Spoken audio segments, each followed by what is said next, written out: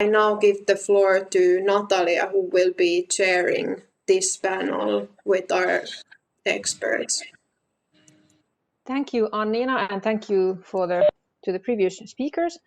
We're going to have now a panel which is focusing on multidisciplinary cooperation, and we brought together into this three elements of the chain. We have a labor inspector, a police representative, and a prosecutor. We're going to do all the three presentations one after the other, and then have questions at the end. And I wish to remind the speakers kindly to keep to their time limit of 10 minutes, so we have time for the questions. And it's my great pleasure to present the first of these three distinguished speakers. First, we have Peter Van Hauwermeiren from the Belgian National Social Security Office. And we're really happy to have Peter on board our webinar.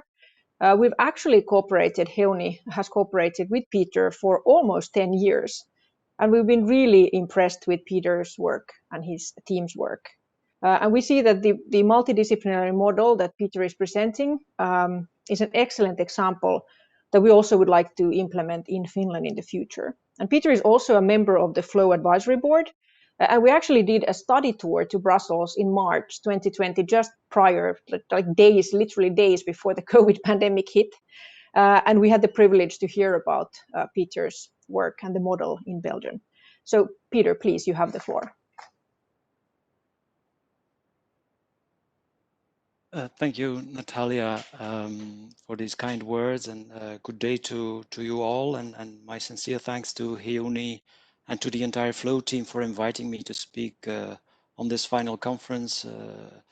It's an honor, and I must say I am impressed by the quality of the products delivered by the Flow project team, like the investigation tool. They are really very good and handy tools. So congratulations to the Flow team for this great work that has been done. I would like to say a few words about the Belgian anti-trafficking model and focus on the multi-agency approach and specifically on our inspectorate's role in this system. So we have a system that works relatively well. We have structures, which is important, and we work together well with many partners, so we regularly have good cases, but we are far from perfect. We should always stay vigilant and to keep and maintain and continue supporting what we built up in the course of the past few decades.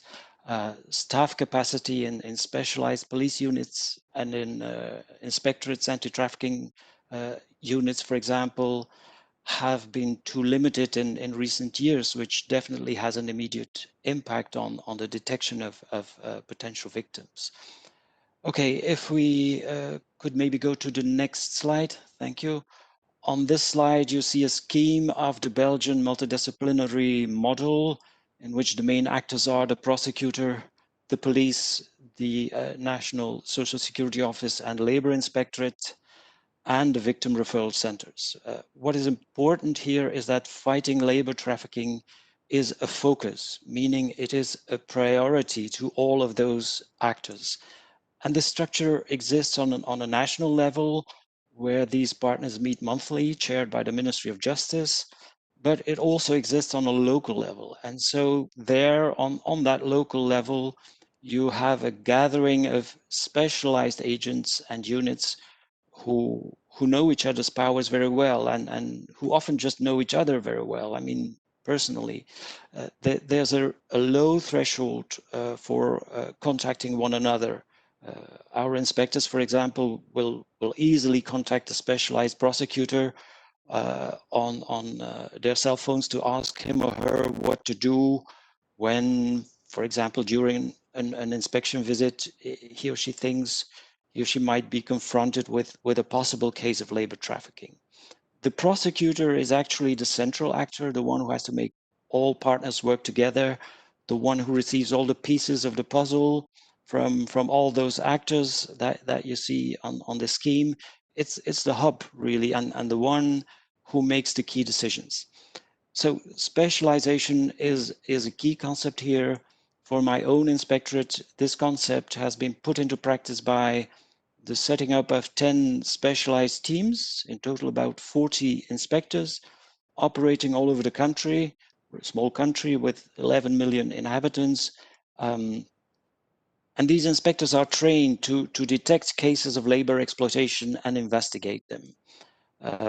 And in this respect, I want to point out here that our inspectors have a legal mandate for law enforcement in the field of human trafficking. And I am aware of it, that this is the exception, and that in most countries, labor inspectors do not have a law enforcement mandate for labor trafficking, which, however, doesn't mean that they have no role to play. I would say quite on the contrary. Having such a mandate is definitely a plus for labor inspectors, but it is not necessary for inspectors to have such a mandate to detect trafficking cases and trafficking victims. Our specialized inspectors work together with police regularly. There are, I would say, easy communication lines between them and the specialized police teams. They do well-targeted joint inspections in risk sectors.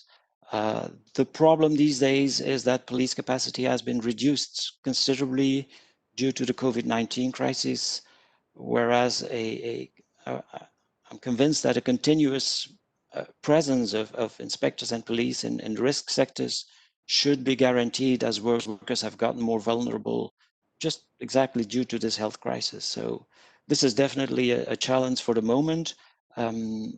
Another specialized actor in this model are the referral centers for trafficking victims. We have a good cooperation with all 3 Belgian centers. They are definitely an important key partner in the handling of labor trafficking cases, and they are, I would say, trusted by all actors. Can we go to the next slide, please? Thank you. So as frontline actors, labor inspectors have a key role in the fight against labor trafficking. They are so widely present on the field that the chance that they get confronted with a situation of labor trafficking is really high. For example, in our inspectorate, there are some 400 inspectors in total. If they each make a couple of inspection visits each day, this comes down to a massive number of tens of thousands of visits to workplaces each year. And it would be a waste for them not to be alert and catch signs of exploitation, and in those cases to take proper action. This is difficult. This is a very challenging task, but absolutely key. Besides, labor inspectors have extensive powers. They can, for example, enter workplaces day and night, and they know about labor standards. This is also very important. They know what decent, this is also very important, and normal conditions are. So they are particularly well placed, I would say, to recognize unacceptable exploitative situations. The key thing for labor inspectors is that apart from being able to recognize a potential trafficking situation, when they gather any signs of exploitation during a routine inspection visit, they should inform the presumed victims, and this is actually a legal duty they have. They should inform victims about their situation and rights, and then also, and this is also very important, contact both the prosecutor and the victim referral center so that the procedure to assist the presumed victim can be initiated. This 1 or 2 phone calls can really make a difference, and a huge difference. This is where labor inspectors can make a difference. I can't stress this aspect enough. It is important to try not what I here call to lose a presumed victim. An inspector often comes at a workplace just once. It is there and then that he or she has to take action. The next day is often too late. So this one phone call that the inspector makes in such a case can make an end to a trafficking situation. And this is the essence of the power that labor inspectors have, that the difference they can make, because people sometimes work in extremely dangerous and life-threatening situations with no protection, sometimes for years, without anyone noticing. Okay, I want to show you. Peter, you only have 1 minute, so please. Okay, Thank you. Good. Sorry. Maybe we can go to the next slide. Here you see some numbers. On this slide, you can see the number of investigations that our inspectorate has been carrying out.